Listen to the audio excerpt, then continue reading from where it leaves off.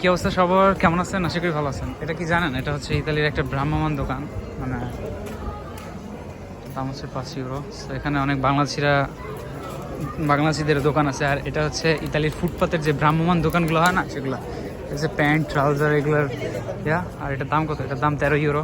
তো এখানে এইসব দোকানদার বিভিন্ন দেশের হয়, ইতালিয়ান হয়, তারপরে কিছু কিছু ক্ষেত্রে দেখা যায় বাংলাদেশি হয়। মানে এই জিনিসগুলো অনেক ক্ষেত্রে বাংলাদেশিরাও করে, কারণ এগুলোতে প্রচুর পরিমাণ বিজনেস। কারণ এইগুলো ধরেন একটা জিনিস যদি মার্কেটে যে জিনিসটার দাম 10 ইউরো, সেই জিনিসটা এখানে মনে হবে যে কম দাম, বাট ওরা এইভাবে করে প্রেজেন্ট করে, কিন্তু আসলে না।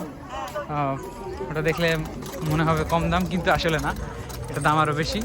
যার কারণে ব্যবসা বেশি। তো এই সব জায়গাগুলোতে বাংলাদেশেরও অনেক ব্যবসা করে রিসেন্টলি।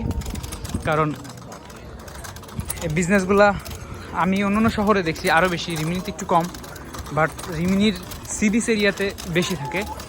আরেকটা বিষয় বলি, এইগুলা কিন্তু চাইলেই কেউ করতে পারে না। এগুলোর নির্দিষ্ট নিয়ম এবং লাইসেন্সের দরকার হয়, এবং ওই জায়গার ট্যাক্স দিতে হয়। তো এই সব কিছু মিলিয়ে তো এই ব্যবসাগুলো বেশ চমৎকারই আমার কাছে মনে হয়। বাট ব্যবসা বা ইনকামের ক্ষেত্রটাকে তো আসলে মানুষ ছোট করে দেখে বাংলাদেশিরা। কিছু কিছু জিনিস যে ভ্রাম্যমাণ দোকানদারি করে, তো এই জিনিসগুলো তো অনেক ছোট। বাট বাইরের দেশের বা ইতালিতে বা আমার দেখা মানে বাংলাদেশের বাইরে কারা আসলে কেউ আসলে তার পেশাকে ছোট করে দেখে না, এবং কেউই কোনো পেশাকে ছোটোভাবে চিন্তা করে না। যার কারণে আমার মনে হয় এরা খুব ডেভেলপ করতে পারে খুব সহজে।